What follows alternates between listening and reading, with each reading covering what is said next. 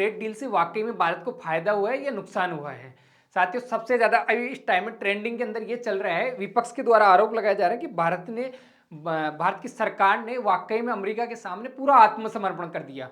Even साथियों, सत्ता पक्ष के द्वारा ये बोला जा रहा है कि हम लोगों ने वो अचीवमेंट किया है जो लगभग ये जो ट्रंप है अपने आप में जिस चीज को हथियार मान रहा था, जिसको युद्ध की तरह इस्तेमाल किया जा रहा था, उसके साथ में हम लोगों ने नेगोशिएट करके, हम लोगों ने वार्ताएं करके, हम लोगों ने उसको इतना डाउन लेके आ गए कि 50% से हम लोग उसको 18% पे लेके आ गए।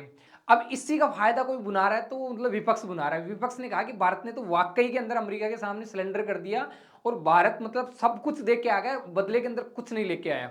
साथियों, आज ये जो हेडलाइंस हैं, जो न्यूज है, इन पे बात की जाएगी। इसी के साथ में विपक्ष के द्वारा आरोप लगाए जा रहे हैं और इस ट्रेड डील में भी निकल के आया कि भाई साहब हम लोग रसिया से तेल परचेज नहीं कर पाएंगे।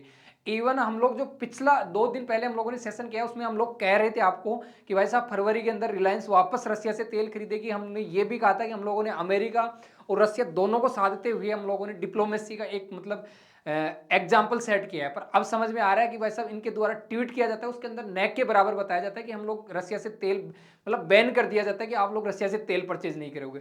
इसके अलावा साथियों, सबसे ज्यादा जो संवेदन मुद्दा है भारत के किसानों का, उसके लिए प्रश्नवाचक लगते हैं यहाँ से कि भाई साहब किसानों का मुद्दे का क्या होगा।